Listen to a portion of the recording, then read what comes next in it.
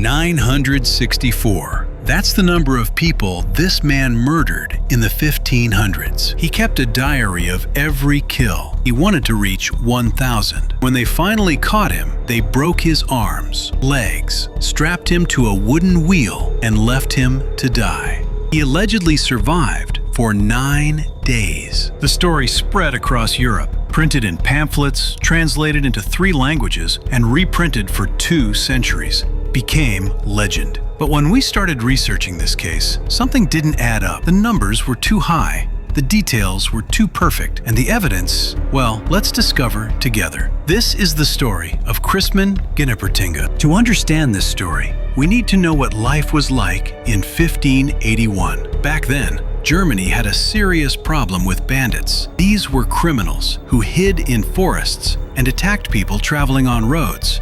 They'd rob them, kill them, and disappear. When police finally caught them, the punishment was savage. Public hangings, brutal torture, and for mass murderers, the breaking wheel. Now here's something important. Newspapers didn't exist in 1581. So how did people used to get their news? Pamphlets. These were cheap printed papers that vendors used to sell on street corners. But crime pamphlets weren't like news reports today. A historian named Joy Wiltenberg found that these pamphlets were designed to scare people and teach moral lessons. They had an agenda. They twisted real events to make them more terrifying. So in September 1581, when a printer named Caspar Herber published a pamphlet called Terrifying New News about a murderer named Christman. Now, we have to ask, was he reporting facts or was he selling a scary story? Let me tell you what his pamphlet claimed. According to the pamphlet, Christman Genipperteinga began killing around 1568 near Cologne and the town of Bernkastel in Germany. He wasn't just a thief, he murdered every victim he robbed. His stated goal? 1,000 kills. When he reached that number, he would be satisfied. Now the question is why? There was no explanation in that. And it was also mentioned that he kept records, a handwritten diary logging every murder, every stolen item, gold coins, armor, wine, weapons. The total value of stolen goods? Over 31,000 euros. Let's pause there. 964 murders over 13 years? That's 74 people per year, more than 1 person per week, every week, and that's for over a decade. On foot, with medieval weapons, in the 1500s. The story gets darker here. The pamphlet claims Christman kidnapped a woman from Boppard, Germany. It never gives her name. He held her captive for years, raped her repeatedly. Each time she became pregnant and gave birth, he murdered the infant and hung the tiny body from a tree. Real or invented? We don't know, but let's dig deeper. In 1581, the woman finally escaped and went directly to the authorities, led 30 armed men back to his forest hideout. They found Christman, his diary, and his treasure. He confessed to all his 964 murders after being tortured.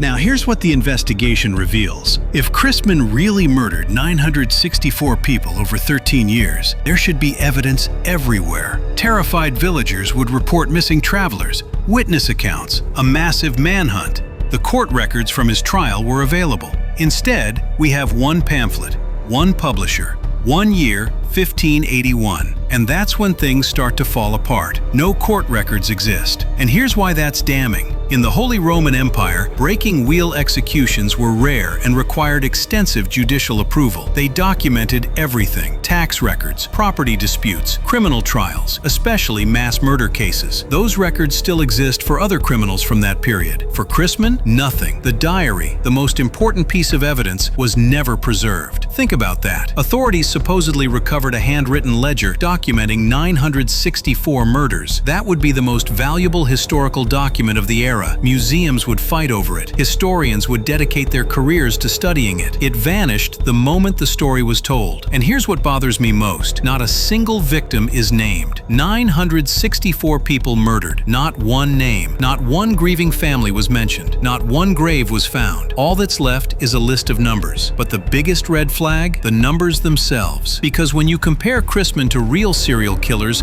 the truth becomes obvious. The most prolific confirmed serial killer in history is Harold Shipman, a doctor who murdered up to 250 patients over 27 years using untraceable poisons. Luis Garavito killed 193 people in Colombia in the 1990s, with cars, modern weapons, and police trying to stop him. Christman's 964? That's 5 times higher than any proven case in human history. On foot, they were armed with medieval-era weapons across rural Germany. 1 murder per week, every single week. This pattern was maintained for 13 consecutive years. No one noticed until a captive woman escaped. That's not a serial killer, that's an army. And suddenly, everything makes sense. Crime pamphlets in the 16th century weren't news. They were weapons of control. According to historians, they transformed tragedies into stories about moral collapse and divine justice. They sold fear, they enforced obedience, and they worked. Think about it from the government's perspective. You're struggling to stop highway bandits. You catch one, execute him, and what happens? People forget in a week. But what if you turned that bandit into a monster? What if you published a pamphlet claiming he murdered 964 people, kept a diary like a demon counting souls, killed his own children, and suffered for 9 days on the wheel as God's punishment? That story doesn't disappear. That story spreads across Europe, gets translated into 3 languages, gets reprinted for 200 years. That story terrifies people so deeply they'll think twice before breaking the law. That's not journalism, that's propaganda, and it was genius. Interestingly, Christman's story has no supernatural elements, no devils, no witchcraft. Later versions added cannibalism, but the original 1581 pamphlet keeps it realistic. That's intentional. The author wanted you to believe it could happen, that monsters walk among us, that justice is brutal and absolute. Maybe there was a real bandit executed that year, maybe even a murderer who killed a few travelers, and maybe Caspar Herber took that execution and inflated it into myth. Or maybe Christman Genipperteinga never existed at all. Either way, the lie won. So here's my verdict. Was there a man executed in Bernkastel in 1581? Probably. Was he a bandit? Maybe even a killer? Possibly. But 964 victims with names and dates in a diary? 9 days surviving broken bones on a wheel? A woman held captive for years with no one reporting her missing? No, that's not history. That's a ghost story designed to look like history. The numbers are impossible. The evidence doesn't exist. The victims have no names. And the complete absence of documentation in an era that obsessively documented executions reveals the truth. Christman Genipperteinga was never a serial killer. He was a cautionary tale, a propaganda tool, a story that authorities used to scare an entire continent into submission. And it worked for 400 years. But here's what haunts me about this case. We like to think we're smarter than people in the 1500s.